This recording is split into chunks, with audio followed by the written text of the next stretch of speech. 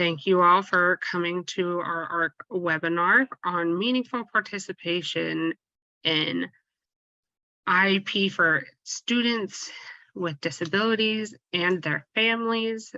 Our ARC webinar is on Wednesday, September 28th, 2022 at 6:30 by Tanya. Our ARC disclaimer.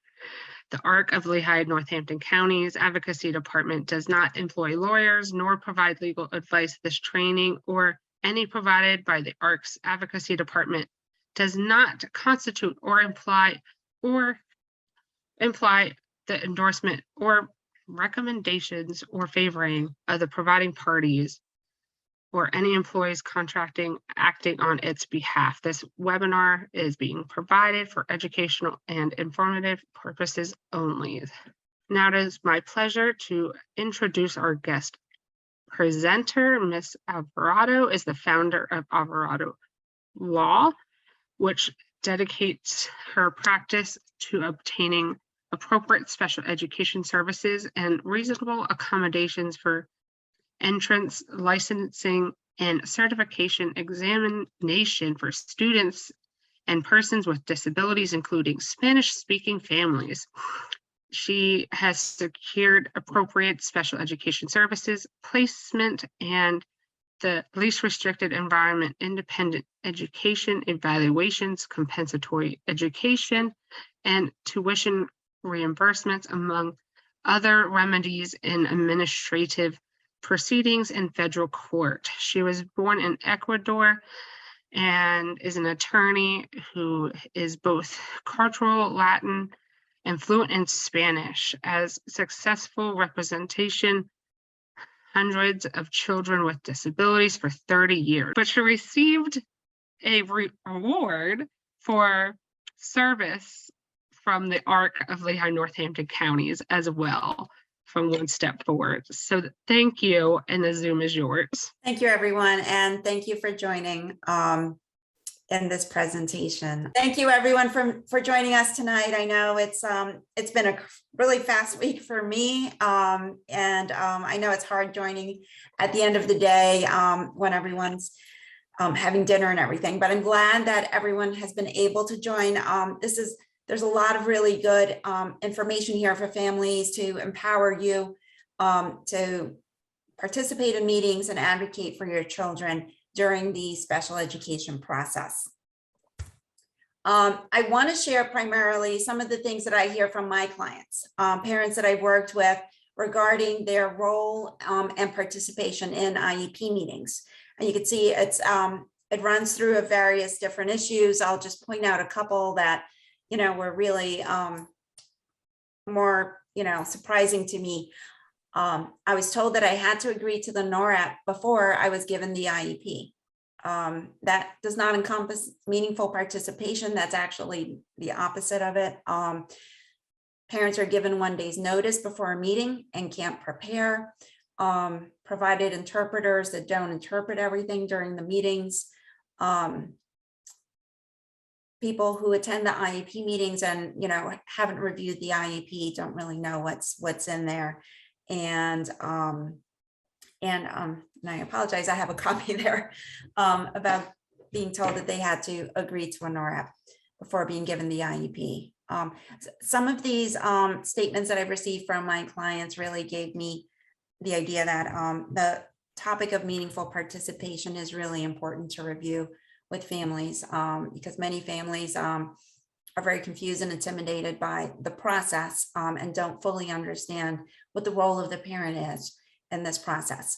I will have to confess that as I was preparing this presentation and doing the research, I started with the idea that, well, I'm just going to go through the entire statute and write down every single section where it says that the parent must. The school district must give the parent must participate. And I ended up going through practically the entire statute. It's everywhere throughout the statute. The importance that the school districts, charter schools, cyber charter schools give parents the ability to participate, to have access to information, to give informed consent. It's throughout the entire statute. So I cannot overemphasize the importance that the statute itself gives to parents' participation. And I know a lot of times parents don't feel empowered during this process. So I hope to address some of those issues tonight. This slide quotes 3 of important cases decided by the U.S. Supreme Court regarding the U.S. Supreme Court's vision or understanding of the importance of parent participation. The Rowley case, the U.S. Supreme Court indicated that the parent participation is the core of the IDEA, which establishes a cooperative process. The Schaefer v. Weiss case, and the court stated that parents play a significant role in the entire IEP process, from providing informed consent through due process hearings. And in Andrew F., the case most recently decided, one of the cases most recently decided, is that an IEP must be drafted in compliance with the set of procedures, emphasizing the collaboration of the district or the school agency and the parent. So the Supreme Court, has also emphasized the importance of parent participation, and in fact that it really is at the core of the purpose of the statute. So with respect to the right of the parent for meaningful participation, the courts have interpreted as a procedural right, because the IDEA goes through different portions of the statute, which we will go through, that says, the parent must be given consent, the parent must be provided this document, the parent must be invited. Those are all procedures that the school agency has to follow in order to engage the parent. But as indicated in the statute, procedural rights can give rise to a substantive violation. Procedural violations can become substantive violations if they impede the child's right to a free, appropriate public education, if they significantly impede the parent's opportunity to participate in decisions, and this is right out of the statute, or if they cause a deprivation of educational benefit. So if the parent can show not only that some procedural rights were violated, but the cause of those rights resulted in a denial of FAPE, the inability of the parent to participate, or a deprivation of educational benefits, those are considered to be substantive rights. The remedy that the student would be entitled to is compensatory education for the lack of engaging the parent in a meaningful manner in participating in the special education process. Right.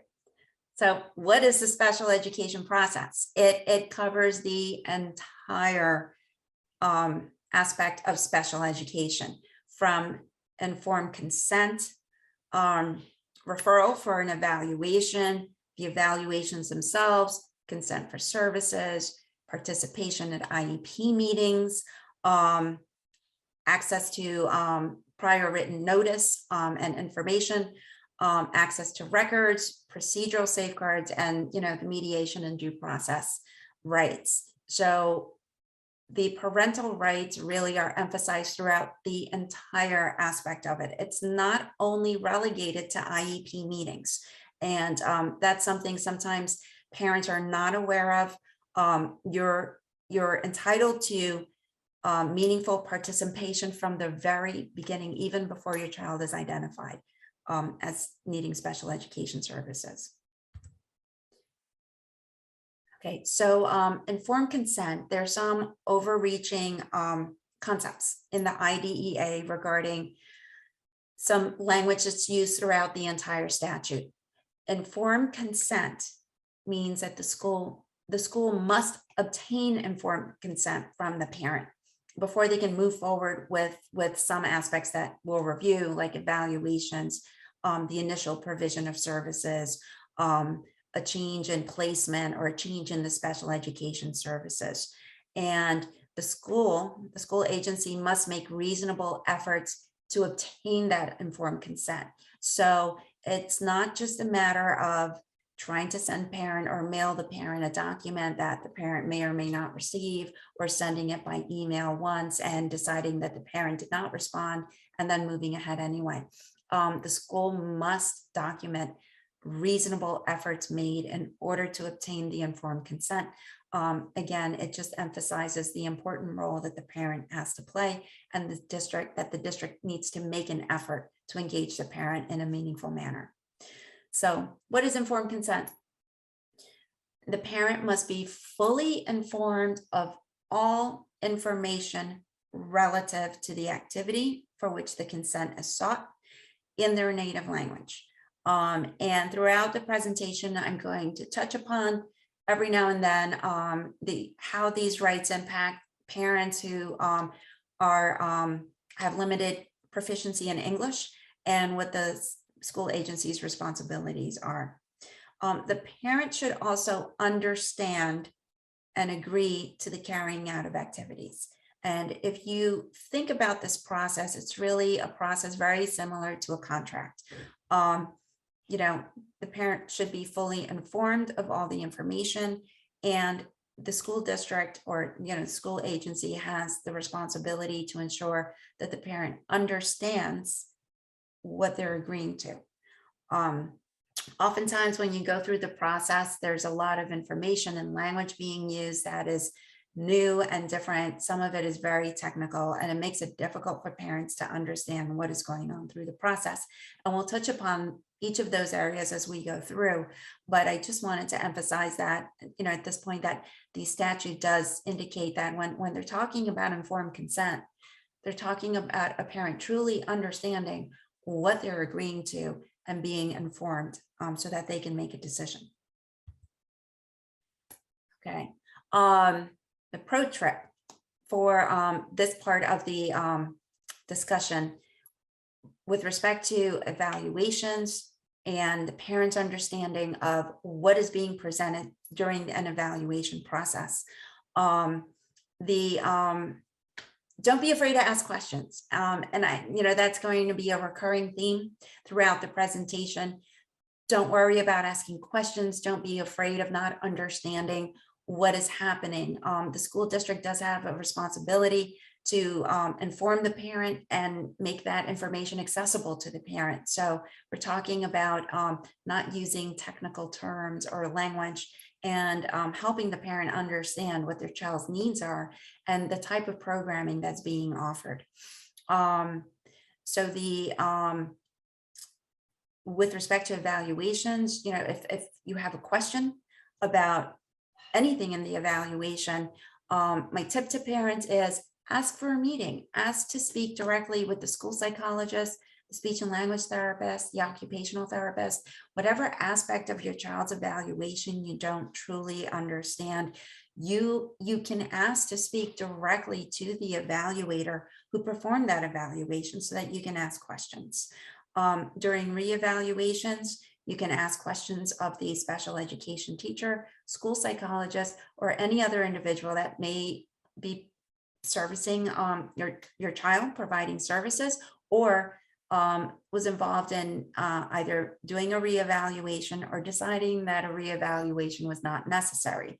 So, although I didn't list the speech and language therapist, the occupational therapist, again, on the second line, if the reevaluation includes any of these individuals, and if your child is receiving services from any of these individuals, you can ask to speak with them so you can get more information about why your child is not being reevaluated.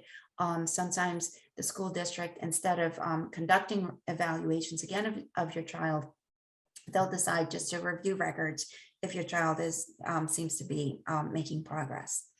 If there are any changes to the IEP during an IEP meeting that you're not fully understanding as to why the changes are being made or why certain services are being reduced or added, you can ask to meet with either special education teacher, the supervisor of special education, any therapist that might be involved in the changes, or any other staff that's working with your child who may be involved in those changes.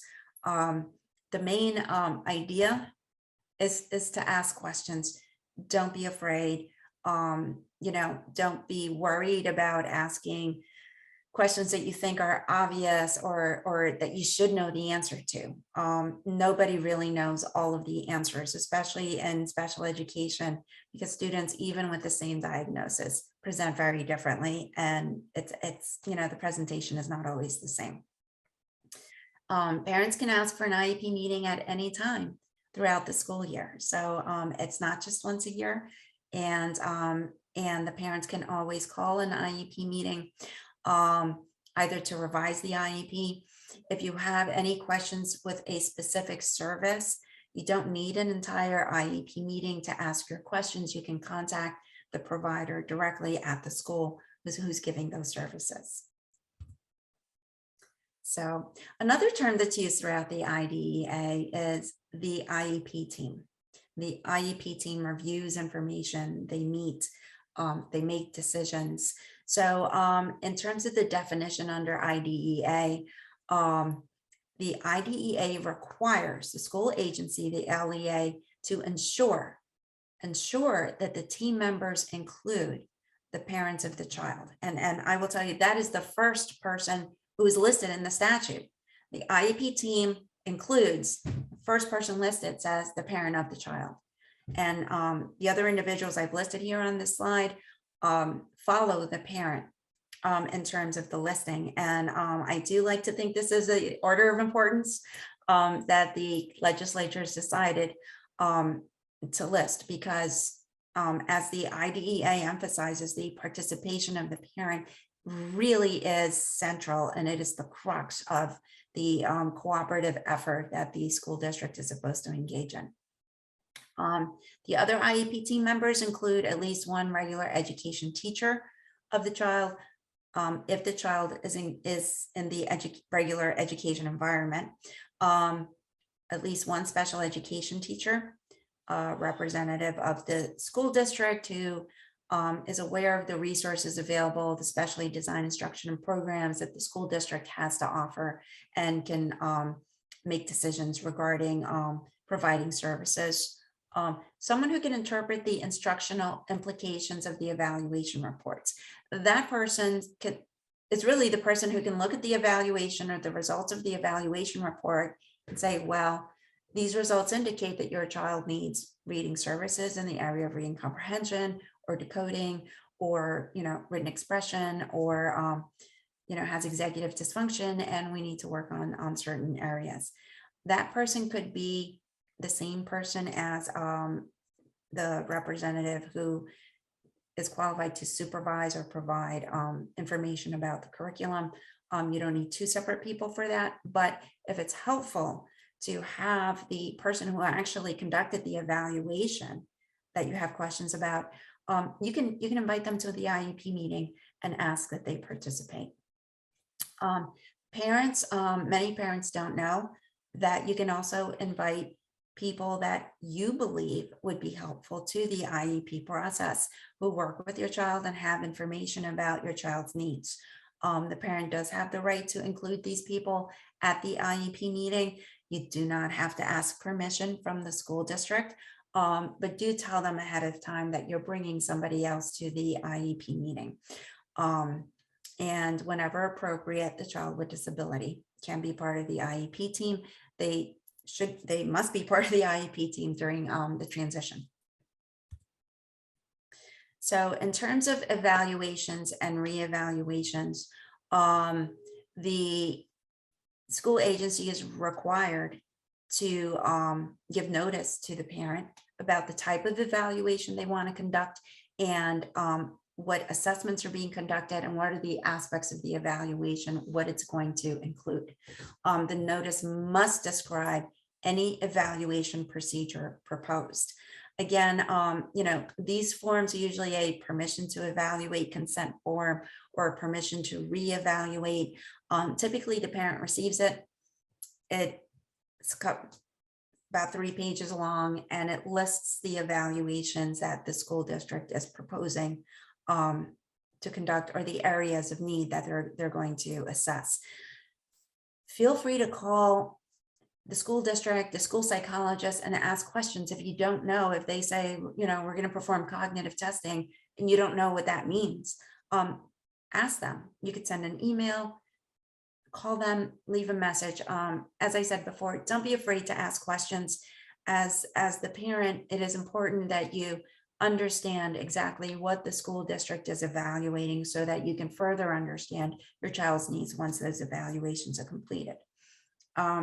If for reevaluations, if the school district decides that they're not going to conduct a host of other evaluations again, and that they're going to rely on a records review, they also have to inform you as a parent that they're not going to conduct further evaluations during the reevaluation timeline. Typically, the reevaluation, depending on the needs of your child, will occur every 2 to 3 years. It can involve a host of other additional assessments, or it could be a records review, which means that your child is not going to be reevaluated. There are no assessments that are going to occur, but they're going to review records, look at the progress, and write the report. If they decide not to perform any evaluations during the reevaluation process, the school district is required to inform the parent. And when I say school districts, I mean charter schools, also cyber charter schools, but they are required to inform the parent and give the parent the ability to disagree with that, and ask for particular assessments if you're concerned about a particular area.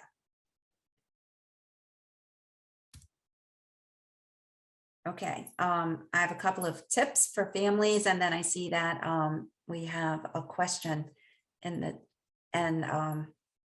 some comments in the chat. So I'm just going to double check. We are going to handle questions at the end of the presentation, but I'm just going to check in real quick. But pro tips for parents regarding evaluations is, as I said before, you can meet with the school psychologist. If they're going to reevaluate, you can ask to meet with the particular individual who's making a decision to either conduct more assessments or not conduct further assessments. You can also ask for the data that's being reviewed. Sometimes when the school district decides, we don't need to reevaluate, we know exactly what your child's needs are, and we're 3 years later, and we're just gonna continue, steady, stay the course.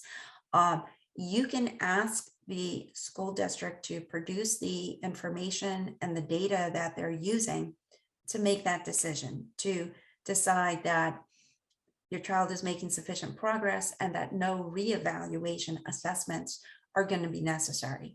And you can make that request in writing by email.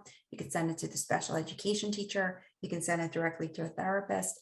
For instance, if therapist is indicating, well, a speech and language therapist says, we still know that your child needs speech and language therapy, and we don't need to do another evaluation. We're just going to continue to address the needs. You can ask for that data and say, well, I just want to review and ask some questions about why an evaluation or updated evaluation of my child's needs is not necessary. And as I said, don't be shy, ask a lot of questions, make sure that you're able to understand the reasoning behind the school district's decisions regarding your child's education. You can make the same request of behavior therapists and any other staff who's working with your child. Okay, I'm going to check real quick, as I said. Okay. The chat was only me adding in our okay. little thing, and then the Q&A, we can answer it, and it had to do with the NORAP. It said if they have an IEP meeting several times a year and changes are made to the IEP itself, does the district need to issue a NORAP every time? If the changes are significant, yes. It really depends on what is being revised in the IEP. And we can go through that a little bit more. We're going to go through the NORAP a little later on in the presentation. But for more significant changes, for instance, a change of placement, a decrease in your child's participation, the amount of time they're participating in either regular education or special education, those types of changes you should receive a NORAP for. If the school district or the school agency is changing the type of reading program they're using to address your child's needs, or the type of social skills program they're going to use to address your child's needs, you do not receive a NORAP for those types of changes. Okay, so the part of after the evaluation is complete, the school district or the school agency makes an eligibility determination. They decide whether your child qualifies for special education services. During that phase of the process, when the determination of eligibility is being made, again, the statute identifies who makes this decision: a group of qualified professionals and the parent. And I see this over and over through the statute, as I was going through. The determination of whether your child has a specific learning disability must be made by the child's parent and a team of qualified professionals. So I wanted to point that out. And again, ask questions, ask the professionals to explain to you the process of identifying when your child has a specific learning disability and why they're coming to the decision that they're arriving at. And it's especially important if you disagree. And you do have the right to disagree with the decision of the district or the school entity. And there are certain mechanisms that parents can use in order to do that, which we'll review towards the end of the presentation. So if your child is determined to be eligible for special education services, the next step in the process is the parent consent for IEP services. If it's the first time your child is being offered special education services or an IEP, the school entity must obtain informed consent from the parent. The parent has to agree to the provision of services before your child can receive the services. It's only for the first time. It's only for the first time your child is identified for services. The school agency has to obtain informed consent from the parent in order to start those services. If your child has already been identified and you are having an IEP meeting, either an annual IEP meeting or a revised IEP, the school district, again, and it kind of goes back to that question we just had: when do they issue the NORAP? The NORAP is the request for consent for the services. And depending on the changes or revisions, the district can issue a different NORAP, consent for any changes that are being made, if that's necessary. Again, if during an initial provision of services, if the school entity is trying to get informed consent from the family and the family does not respond for whatever reason, they're required to make reasonable efforts. They must make reasonable efforts to obtain that consent. And there's another section in statute that we'll go through as well that specifically identifies what does reasonable efforts look like. It's not just one phone call. It's not just one mailing of this, the NORAP or, consent to evaluate. The school district has to follow a procedure and carefully document their efforts of trying to obtain parental consent. Okay, and that's what I was just talking about. What do reasonable efforts look like to obtain informed consent? The school entity has to send a notice that affords the parent a reasonable opportunity to participate. And this is one area that I touched upon with the quotes in the beginning. You have to give the parent sufficient time to have an opportunity to attend the meeting. Invitations to IEP meetings in less than 24 hours is not reasonable. I always tell my families, look, if you can go and it makes sense and you feel that you have enough information to participate, it's fine. If you don't, ask them to reschedule that IEP meeting so that you have sufficient time to prepare for the meeting and get the information that you need. And you can schedule the meeting at a mutually agreed time and place. So it can be, around your work schedule, it could be during your lunch break. If you're available, first thing in the morning, when school's open, or towards the end of the day.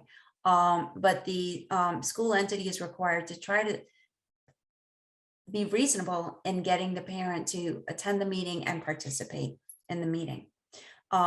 The notice or invitation to these meetings have to indicate the purpose of the meeting, time, and the location.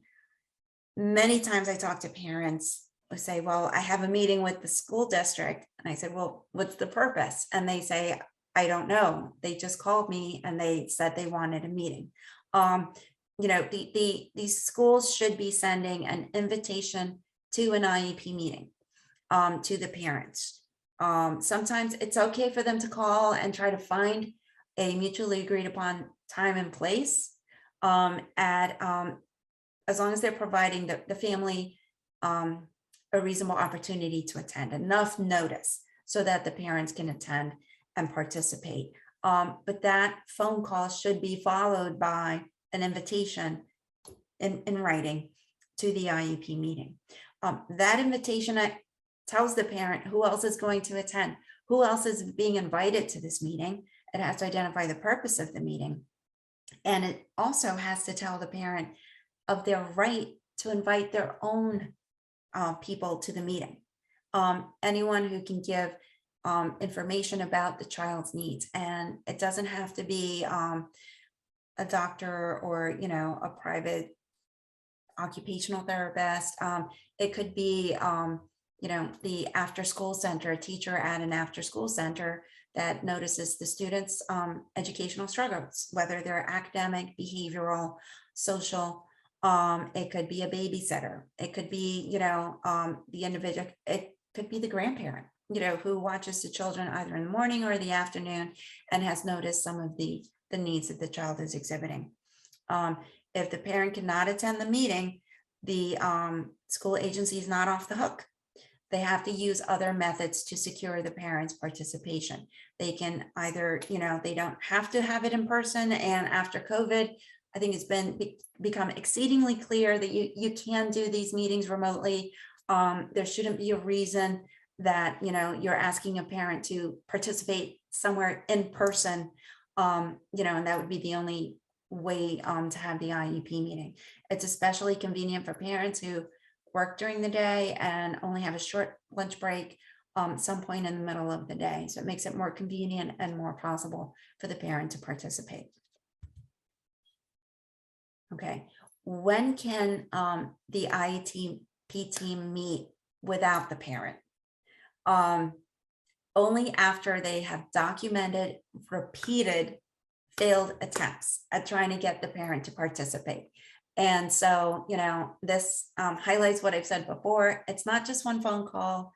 It's not just one letter that was sent to the parent's home. The statute actually identifies specifically what the school district should be doing. They have to keep detailed records of their attempts also. Phone calls made and the results. This is plural. It's not just one call. Copies of the correspondence they send to parents. So they can't just say, oh, I put it in the mail and, I never heard from the parent. They have to keep copies of it. They have to, ensure that they're documenting all of the efforts that they're making. All of these are plural. So it's not just, one letter that they sent to the family. They do have to try more than once. The statute also identifies visits made to the parent's home or a place of business. I have had some clients where a school representative does stop by the house and say, hey, we had sent you a letter and, we didn't get a response. So we just want to make sure that you received it. But all of these efforts have to be documented before a school district can hold an IEP meeting without the parent. Okay, so in terms of a tip with respect to giving consent, it's really it's a suggestion to parents regarding giving informed consent or feeling overwhelmed or you don't have enough information to know whether you should agree to what the school district is proposing, whether it's an evaluation or the types of IEP services being provided, the identification of your child, the type of category that they're being identified under. So the best thing to do is don't reject services without getting your information. So, ask for meetings, ask to review records, ask to speak directly to the people who are making the recommendation, ask to speak with the school psychologist. If you receive the reevaluation report and it has a lot of terminology you don't understand, contact the school psychologist. You don't have to have a big IEP meeting to do this. Sometimes it's a lot quicker just to contact the individual directly and say, look, I have some questions. I don't understand some of the assessments. Could you help me understand it? Get enough information to understand what is being offered and what they're seeking consent for. Don't let fear stop you from responding to a request for consent or a NORAP or a request to evaluate your child. Under the statute, if the parent does not provide consent to evaluate the student, then the school district doesn't necessarily have to evaluate the child. They cannot evaluate your child without your consent. For evaluations, they could ask a hearing officer to order the evaluation itself. So, the hearing officer gives consent essentially for the evaluation. But it is, it's a situation where, if you're confused or you're worried about whether your child is going to be labeled in a certain category or is going to be placed in a certain classroom that you're really worried about, and that's the reason you're not giving consent or consent to services, ask questions and, so that you can become informed.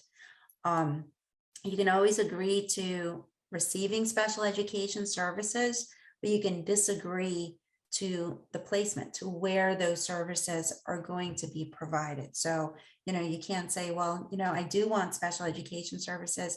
I do think my child would benefit from that, but I disagree that my child should, be put in a different placement or, be, segregated from the regular education class.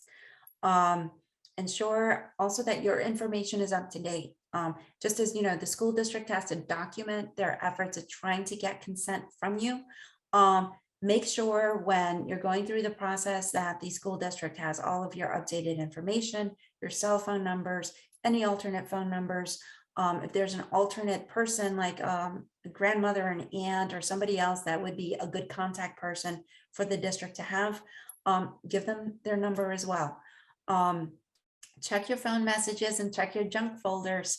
There have been some clients that I've had that received messages in their junk folder, requests for permissions to evaluate or consent forms that ended up in the junk folder and the parent never saw it. So parent participation at IEP meetings. If your child is found to be eligible and in need of special education services, the next step in the process is for the district to have an IEP meeting. Again, the statute goes through what the responsibility of the district is in developing IEPs. Typically, this is an area where parents tend to understand that, this is where they participate. This is, they should be invited to IEP meetings and talk about the IEP and the programs and everything. But one of the things that is very, very important for parents to know is that this isn't the beginning of the parental participation in the special education process. As I said before, it starts when the referral for the evaluation is made. But if your child is found eligible to receive an IEP, the statute says that the IEP team must consider and review, and then it identifies every area of the IEP. So the entire team, and remember, it includes the parents, and the parents, again, is the first member that's listed in the statute. The team must consider and review the strengths of the child, parental concerns, results of the evaluations, the academic needs, any behavioral concerns, state assessments, you go through the entire IEP, the annual goals and placement considerations. Parents also have the ability to invite people to the IEP meeting, as I said before. So, I typically get a lot of questions about, some of the issues that may occur regarding IEP meetings and things that have happened to families. So, lack of sufficient notice to prepare for the meeting, which we've touched upon. Parents who don't have access to the data that's being used to make decisions. Sometimes parents will sit at an IEP meeting and the district will say, well, based on all of the data and information that we reviewed, your child is making progress, so we're going to make these changes to the IEP. As a parent and as a active participant in the IEP team, you have a right to access this data that they're basing their decisions on, and you have the right to ask for it. I do have a tip later in terms of how to get this data before the IEP meeting so that you're not, one of the few members of the IEP team who didn't review data and, conclude, that your child is making progress. Some other concerns I've heard is, the parents' input or concerns are not meaningfully considered during the IEP meeting. The district disagrees with the information that the parent is presenting. Sometimes the district refuses to put that information in the IEP, which they're not permitted to do. If the parent doesn't know what will be proposed until they attend the meeting, typically the procedure for going through the IEP is that you talk about the child's needs, their progress, their continuing needs, the program that's being offered, and then you talk about the placement. That is the usual progression. Oftentimes parents attend the IEP meeting, they're given a draft of the IEP, and sometimes the meeting feels like a decision has already been made before the meeting started. If that's how you feel, when the meeting is going on and everyone looks like they've already made a decision, you can ask questions, ask for the data. You can ask for another IEP meeting so that you have an opportunity to think about what they've said and to prepare, once you have the data and you've reviewed things so that you can ask questions. Parents who have limited English proficiency have told me that their concerns are not seriously considered due to the language difference. And this has taken various different forms for my clients. Either the interpreters don't interpret everything that's being said, or, the parent says that they're concerned about something and the district just ignores it or doesn't really pay attention to it.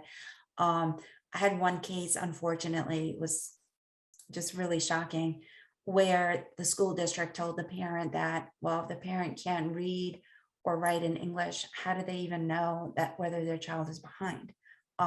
Which is just really just shocking to hear. But these are some of the stories I'm hearing from my clients and with respect to their participation in IEP meetings.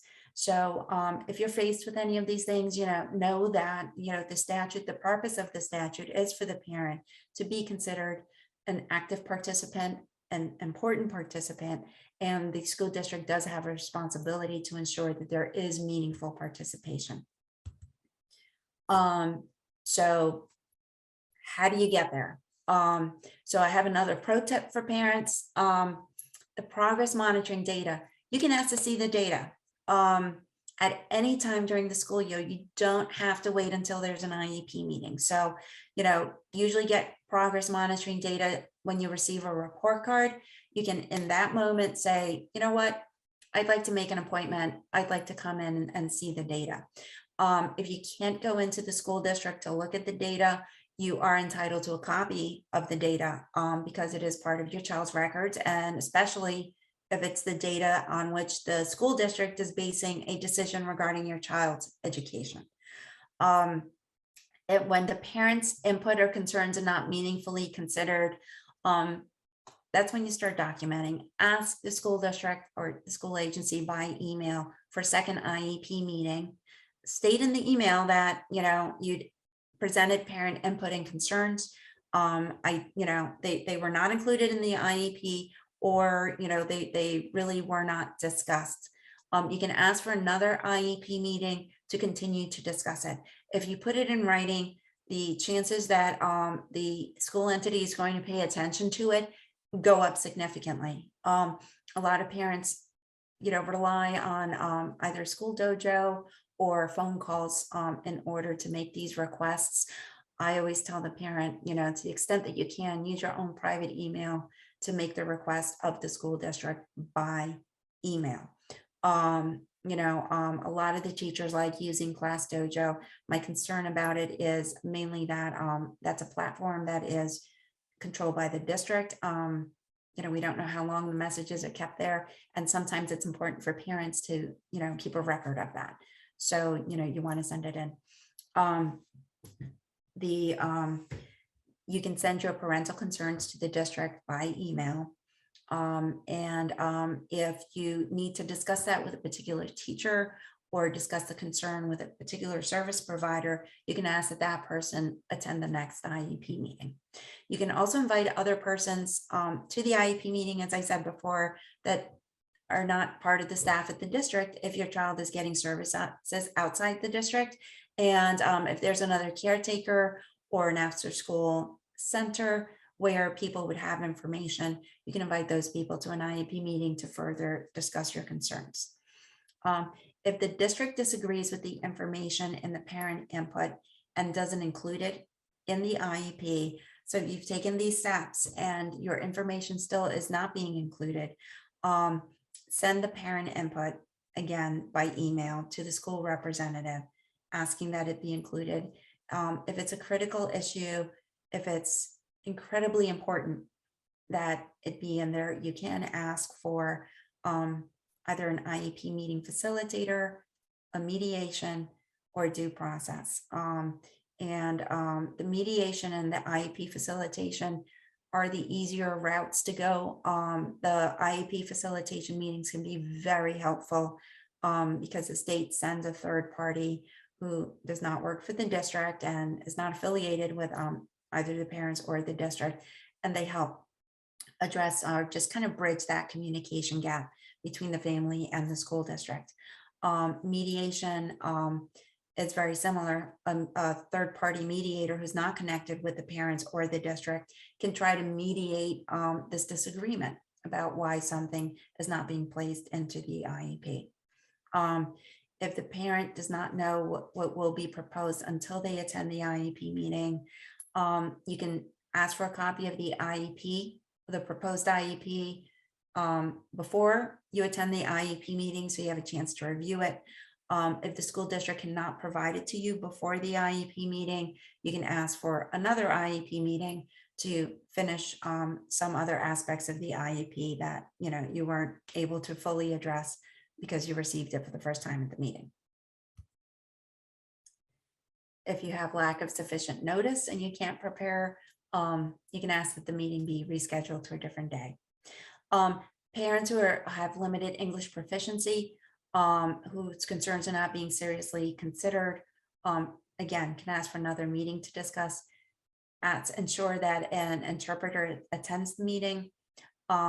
As other parents do, you can invite other persons to the meeting that can help discuss some of the concerns, and ask for an IEP facilitator, mediation, or due process if it continues and you don't feel that you have meaningful input to your child's IEP. Okay, placement and least restrictive environment. This is a very important aspect of the IEP process, especially for a lot of parents who want to maintain their child in the least restrictive environment, or want to ensure that certain aspects of their education are being addressed in a particular setting. The LEA must ensure that the parents of each child are members of any group that's making a decision on the educational placement of the child. Any group that's making this decision. This is particularly important for students who have disciplinary concerns. Some students break a school rule and the school district wants to remove them for 45 days to place them in a diagnostic placement temporarily until an evaluation is completed. The school district can't do that on its own. They must engage the participation of the parent. It is very important that they inform the parent, they have a manifestation determination meeting. They must give the parent all of the information, the disciplinary notes, everything on which this decision is being based, and give it to the parents with enough time so that the parent has a chance to review and come prepared to the IEP meeting to talk about whether, you know, their child's any changes need to be made, particularly when you're talking about change of placement. Even if it's not a, you know, emergency disciplinary removal, any change of placement must include the parent, whether the child is going from itinerant to supplemental learning support services, or, you know, the more extreme itinerant to full-time. That decision has to engage the parent. The parent should understand why that decision is being made and what aspects of the child's needs have you know, resulted in this decision, and they must be given the opportunity to challenge it and disagree. The IEP team must also discuss with the parent a continuum of services before they remove the child from a least restrictive environment. So, you know, in some situations, the school district might say, look, your child, you know, we've tried regular education. Your child's needs exceed what we can provide them in a regular education setting. So now you must go to a full-time school or full-time placement outside of the school. They can't make that leap. They have to consider the continuum of services, and they're outlined also in the IDEA before that decision is made, and the parents have to be part of that process. So the continuum of services I have here at the bottom of the slide are services in regular education classes with supports and services. So it's not, you're not just putting the child in regular ed on their own and seeing if they can swim.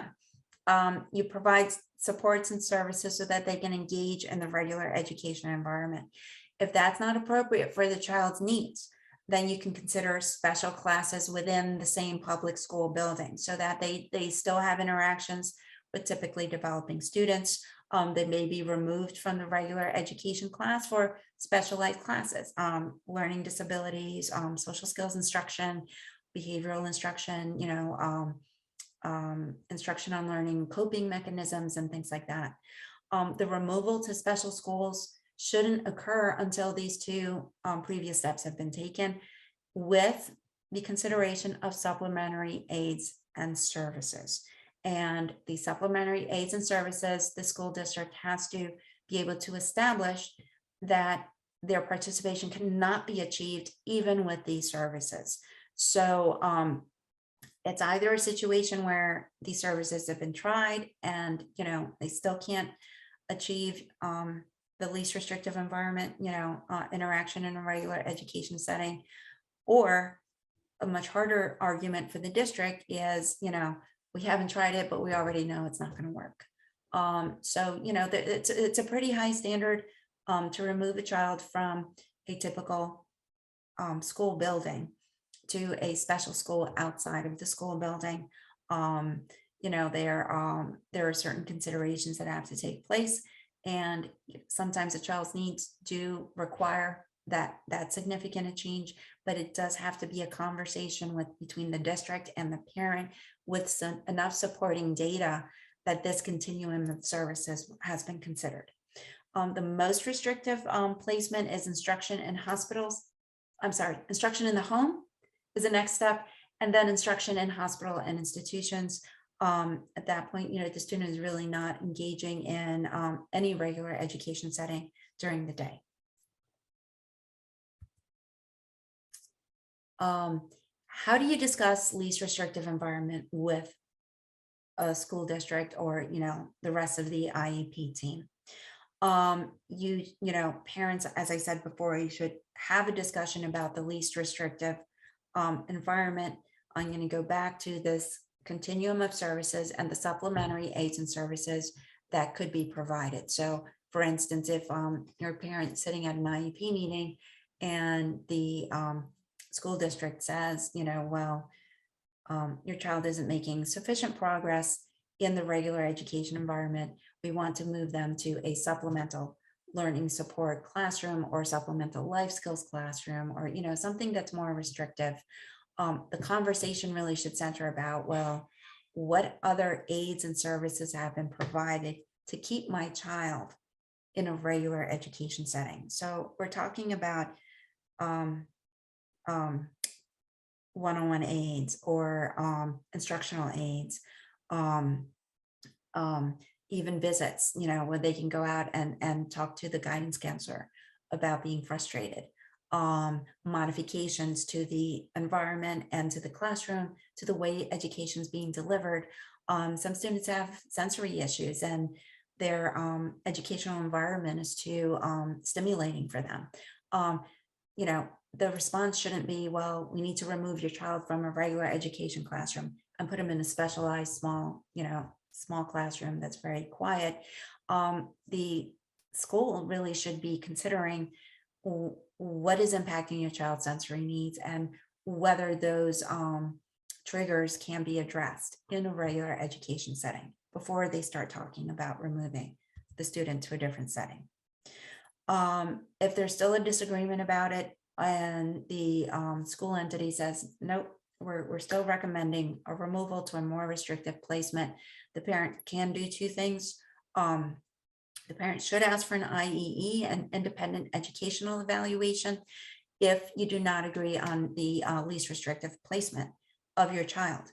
Under the IDEA, child's placement cannot be changed without a reevaluation unless the parents and the school district agree. So if the parents in the school district agree that the child should be moved to, more intensive services or, something, just kind of not in the regular education environment as much, as they were before, it's fine. You don't need to ask for an independent evaluation and, or reject anything on NORAP. But if there's a disagreement, you can ask the school district to pay for a private evaluation for an evaluator who can make this determination after they do assessments of your child. The other thing parents can do if you're very concerned about your child being moved to a more restrictive setting is you reject the NORAP within 10 days and you ask for mediation or due process. That triggers pendency for your child. Pendency is a mechanism where the legislature said if there's a disagreement about a future placement that the school district wants to, recommend for your child, and the parent disagrees.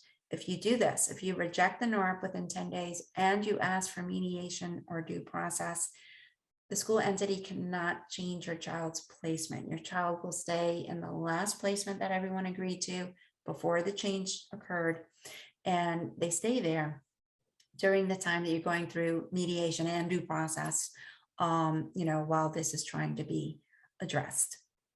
So those are two very powerful mechanisms that the parent should be aware of, if you're concerned about placement and least restrictive environment. The parent is also, as part of meaningful participation, you're required to be given a copy of the IEP. The IEP is a document that everyone is referring to for an entire year. It's in effect for the year. The parents absolutely should be given a copy of the IEP.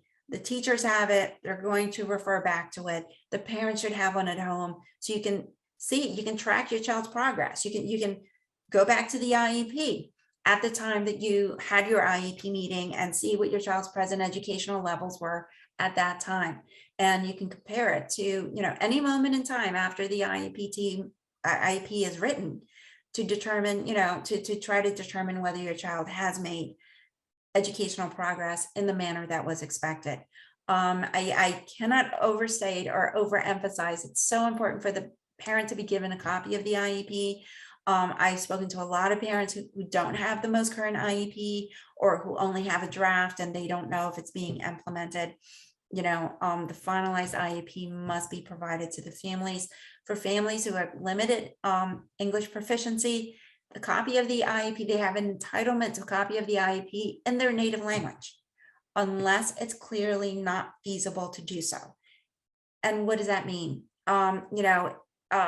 Mainly it means, it's impacted by where you are and the population of students, and accessibility to people who can translate the document into another language. So to put it succinctly, if you speak Spanish and you're in any major city, Philadelphia, Allentown, Reading, Lancaster, Pittsburgh, Altoona, the IEP can be translated into another language. I think it would be difficult for a school district to argue that it's not feasible. It's clearly not feasible to translate this IEP into Spanish. There may be some languages that are, very rare or uncommon. In those instances, there could be a question as to whether the IEP should be translated to a native language. But it is, this is a very strong requirement under IDEA. There are districts translating IEPs into Tagalog. I'm going to have a hard time thinking of other languages at this moment, but IEPs can be translated into other languages.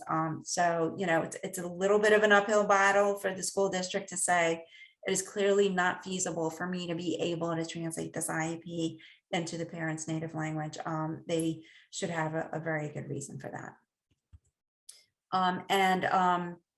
Okay, so with respect to copies of the IEPs, there's certain failures under any law or any statute where if a parent asks me, if the district did this, does that mean there's lack of meaningful participation? And, it's very frustrating, but in the law, the answer is always, it depends. It depends on the circumstances. It depends what happened, and I would need more facts.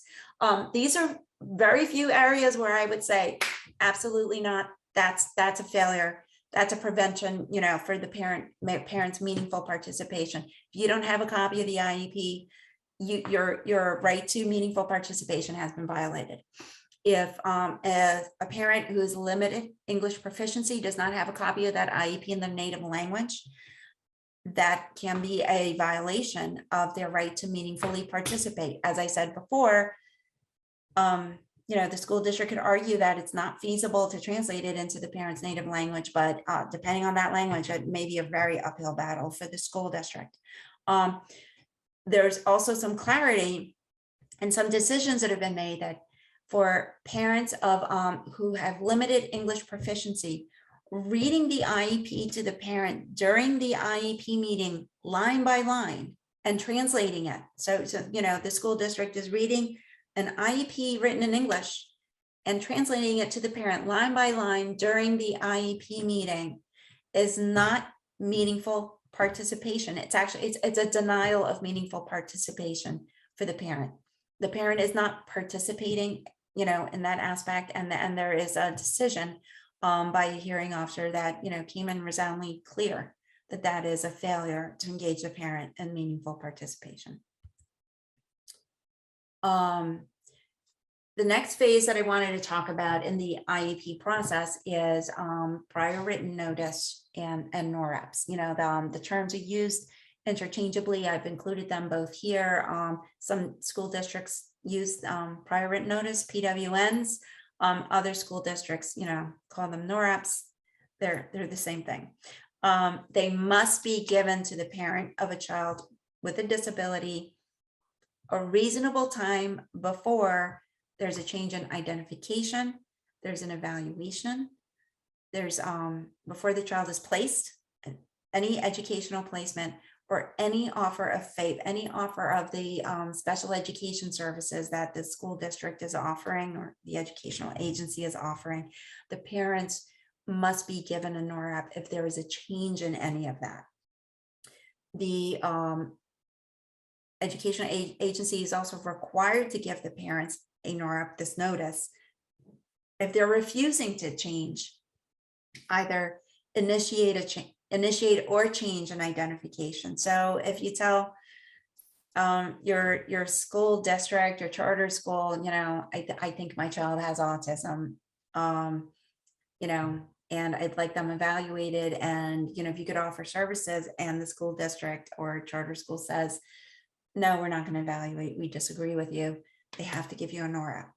That is a refusal to initiate or change the identification. It's also in my example, a refusal to evaluate your child. Any refusal to change the educational placement or to offer special education services or particular special education services, a NORAP or a private notice has to be given to the parent with reasonable time before that change occurs. So that's very important, that the parent receive it within that time frame. If you're a parent and you receive a NORAP that you want to disagree with, as I said before, you have the 10 days, you ask for mediation or due process to, if you're trying to prevent a change. But if you receive a NORAP and it's dated 9 days ago, and you're seeing it for the first time on day 9, that's not reasonable time for you to make a decision as to whether or not you're going to agree or not agree with the NORAP. I always tell parents, check the date on the NORAP itself, the document that you receive. Sometimes it's just 1 or 2 days before you actually receive it. I've had situations where the parent receives it for the first time after the 10th day.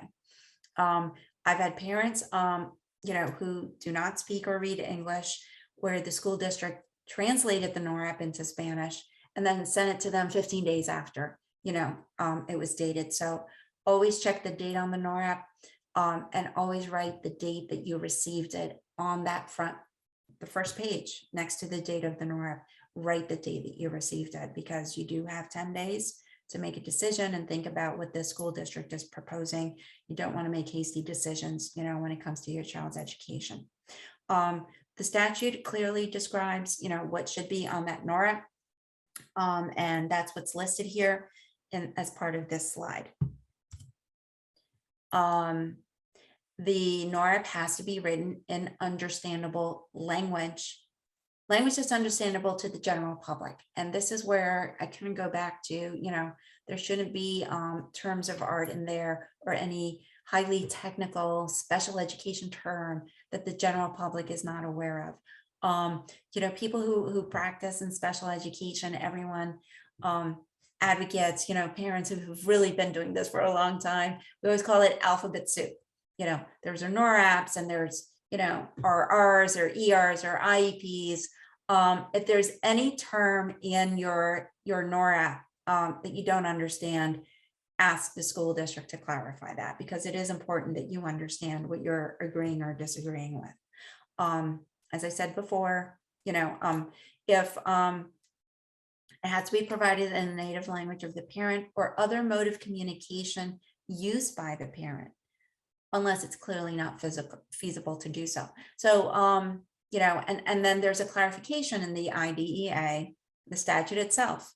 It says, if the native language or other communication mode of the parent is not a written language, then, and only then, can the school entity translate it orally or by other means to the parent. And this is an area where, I and my clients who don't speak English see difficulty all the time. Only when your NORAP cannot be translated into another language in writing is the school district allowed to translate it orally or by other means. And I see this a lot where, the school district is reading the NORAP to the parents or explaining what it says, and then, asking the parent to sign it. That is considered a lack of meaningful participation in the parent, by the parent. If the mode of communication is not a written language and the school entity has to either orally translated or provided in some other form of communication, they do have to document that the parent understands the content and that there is written evidence that it was actually translated into by some other means of communication for the family. Okay, so tips for your NORAPs. Again, failure to get a NORAP is a per se denial of meaningful participation. These documents are so important in the statute in terms of securing meaningful participation from the parent. The NORAP and the prior written notice is truly the only mechanism that the parents have to understand what the schools are proposing.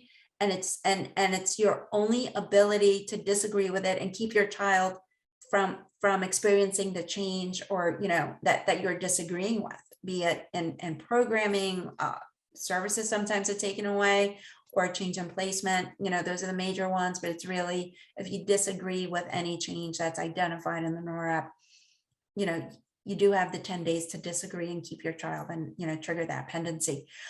So failure to receive a NORAP before any of these changes is a significant violation of the parent's right to meaningful participation. As I said before, failure to give it in the native language, also per se denial. And as I said before, if you disagree, keep an eye on those 10 days. You've written, the date that you received it on that first page.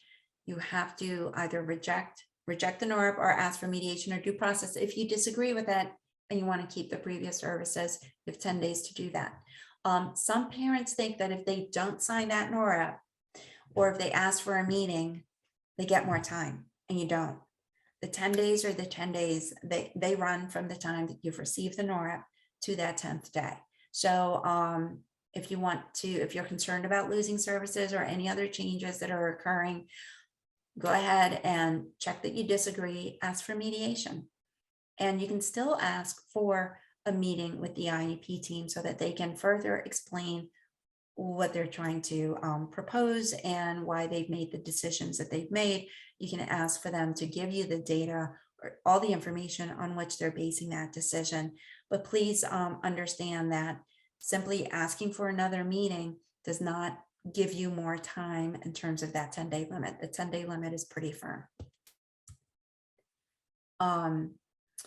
Additional provisions for parents who have limited English proficiency.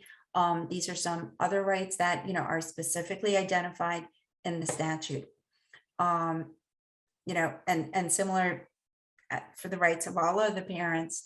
Parents of who have limited English proficiency have the right to be fully informed of all the information for which consent is sought in his or her native language.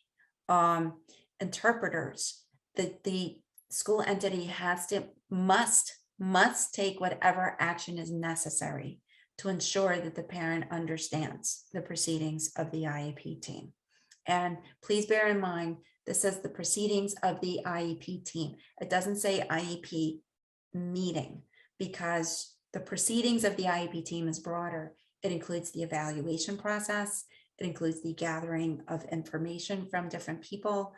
It includes IEP meetings as well. But, please understand, it's not just meaningful participation during an IEP team meeting. During evaluations, the school entity must use assessment tools and strategies that provide relevant information about the child's needs. This impacts parents of students who have parents who are limited in their English proficiency, because there are rating scales that are often provided to the parents in English and somebody reads them. That is invalidates the rating scale depending on how it's being translated into Spanish. There are rating scales if you're a parent who has limited English proficiency, you can ask for rating scales, and the information that the school district is soliciting from the parent can be provided in your native language, and it really should be, because your answers and the way that they're interpreted are normed on a certain, it's all research-based, scientifically developed, and it's all normed. The moment someone starts interpreting what is being said in the rating scales to the parent, it invalidates the results. With IEPs, it should be provided to the parent in Spanish, in addition to the evaluations. Procedural safeguards notices and the NORAPs also should be provided in their native language. Okay, so these are other instances, again, for parents who have limited English proficiency, where I would say, this is a clear violation. This is a denial of meaningful participation. Okay, access to educational records. I've talked throughout this entire presentation about get your child's data, get the information on which the district is basing its decisions, so that you can review it and you can ask questions and see whether you agree with the school district or not in terms of your child's progress.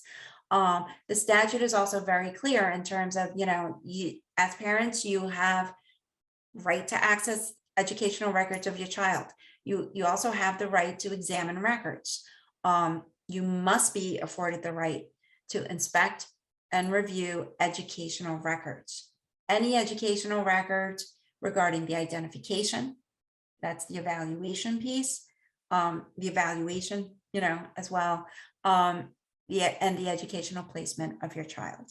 That runs the entire gamut of the delivery of special education services. And any documents that involve the delivery of the special education to your child. So we're talking about the data that teachers are gathering to see whether your child is making progress. We're talking about emails that teachers are where they're discussing your child's needs. There are some limited records where courts have said, well, you don't have access to that. Those are personal notes of the teacher. The real crux of this question is this the data that's being used in order to make decisions about my child's education? If it is, you're entitled to access of it. The access rights, the school entity has to permit parents to inspect and review any educational records that are collected, maintained, or used, as I said, to make these decisions. The school entity has to comply with the request without unnecessary delay. So they can't sit on your request for a couple of months and say, oh yeah, we're still gathering the records. And especially, they must comply with the request before an IEP meeting. So, so that you do have access to the information that's being used in order to design your child's special education programs. You absolutely have access to this information before a due process hearing and before any disciplinary hearings. As I said before, if there's a disciplinary hearing occurring, you as a parent are entitled to copies of the information that the district or school entity is using in order to discipline your child.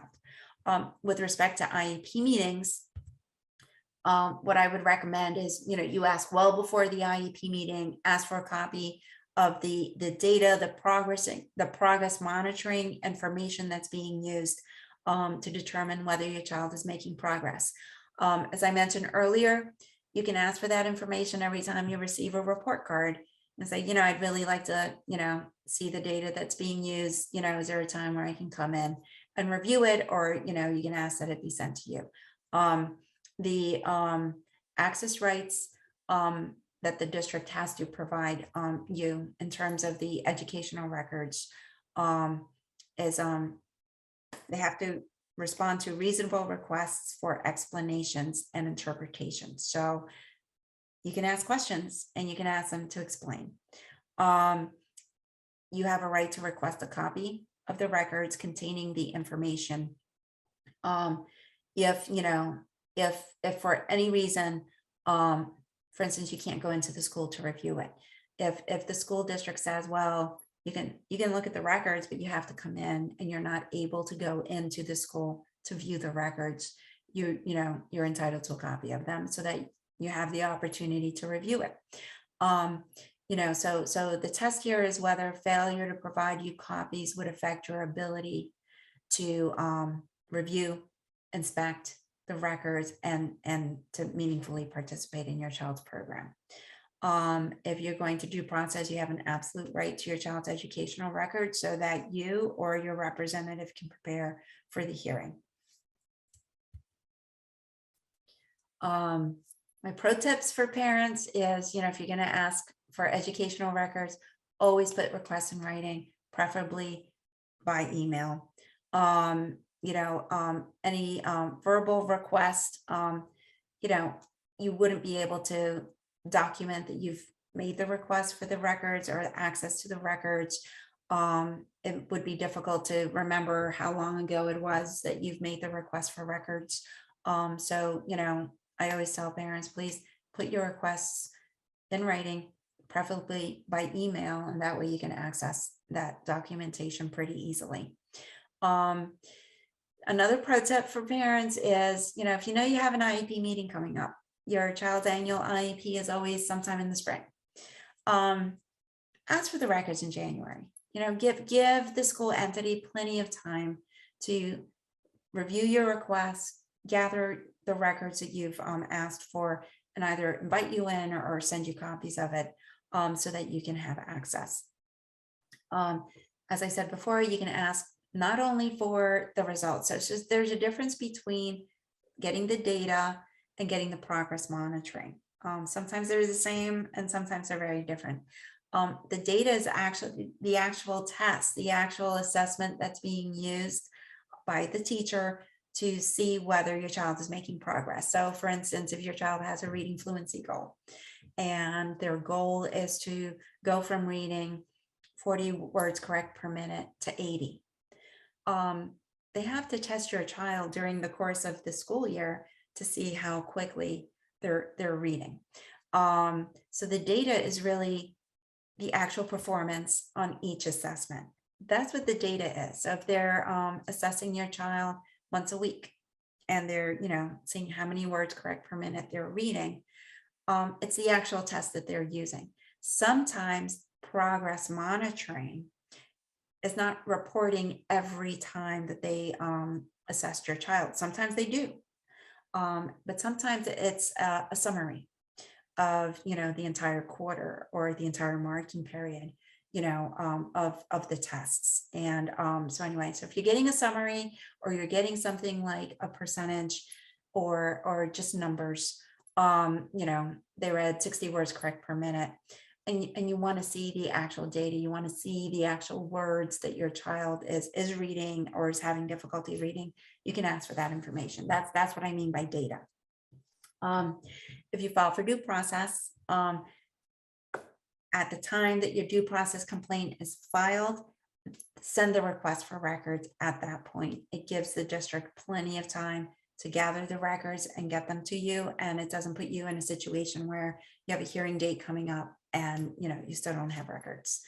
You can ask for continuance, if that's the situation, but it's just better to do it at the time that you're filing for due process. You can ask to see the records at any time throughout the year, as I mentioned, so you don't have to wait for these particular timeframes. Okay, the procedural safeguards notice. This is the last part of my presentation. We're almost there. As I said, the parents' right to meaningful participation is all over every aspect of the IDEA. And the procedural safeguards notice is a document that just sums it all up. It has all of the rights in there. It's a repeat of the parents' rights that are specifically identified throughout the statute. So I've listed here what the procedural safeguards notice addresses. It identifies many, many rights that we have discussed today. Your right to parent participation, placement decisions, the right to independent educational evaluations at public expense, your right to the prior written notice and what has to be contained in that notice. Everything that we've covered, your right to parental consent, your right to access records, your right to due process. It tells you, the time period that you have to file a complaint. You have a right to access records and have a representative with you at due process if that's what you choose to do. It tells you that mediation is available to you. If the procedural safeguards notice gives the parents the information that, oftentimes I talk to families and they're like, wow, we had no idea that we could do this. And, the districts don't tell us, they don't tell us as parents or as advocates or, representatives of, families that are, going in there. If a parent says, well, I really don't agree with your evaluation, you know, very often, the district doesn't tell the parent during the meeting. They have a right to ask for an independent educational evaluation if they disagree. But they do hand you the procedural safeguards notice. That information's in there. There's a lot of information in there. It's a 30-page document. It has tiny, tiny print. And many times it's front and back. It is a really intimidating document with a lot of legal terms, or what looks like legal terms. But it is in there. Your child's placement during pendency. Remember, if you disagree and you ask for mediation or due process within the 10 days, the procedural safeguards notice tells you your child has a right to stay in the previous placement. It tells you what the discipline rights are, everything that I've listed here, your rights during due process, state level appeals. You have a right to file, after you file a due process complaint. If you disagree with the decision, you can file in state or federal court. You have a right to attorney's fees. If you have an attorney representing you and you're successful in your claim, you can ask the district to pay your attorney's fees. So what is my pro tip regarding procedural safeguards? Please read it. I know it's a big document. I know it's intimidating. I don't want to read it either, quite frankly. I have to, I'm a lawyer, but please read it. Break it down into different sections. You can read a page a night, or you can read the parts that are relevant to you. If you feel that, wow, I really disagree with that evaluation. The school district said my child, doesn't have autism, and I think that they do. Go to the procedural safeguards and just read through there. It's divided into different sections. You can, just look at it. If you don't understand it, if you don't understand that the wording that's in there, there are places that you can call to get help to understand it. You can call the district, but I would recommend, if you're not sure about a decision the district has made and you're wondering about it, you can call different agencies. The ARC has incredible advocates. They're an amazing resource and wealth of knowledge and resources for families. You could attend training sessions like this one. I know the ARC puts them on throughout the year. They cover many different topics that affect our, children with special needs. You can take the time throughout the year and throughout your child's education to slowly learn and expose yourself to different things, or, your child's rights in different aspects. You can ask questions. You can, call my office and ask questions. I enjoy giving presentations. I want families to understand their rights and to be able to access them and not feel powerless at an IEP meeting when you're sitting with, 7 different school personnel and you feel like it's just you, and oftentimes everyone's on the same side, everyone wants your child to make progress and to be successful in school and to learn. Sometimes there are disagreements about how your child is going to get there, and it's helpful, to be able to reach out to different resources. Look at the resources in the back of that procedural safeguard, not the procedurals, the NORA, or the prior written notice. They have a list of resources that you can call to get information and get some more support. And that is it. This is just a slide of some information about me, which Kodi had reviewed at the beginning of the presentation, and my contact information as well.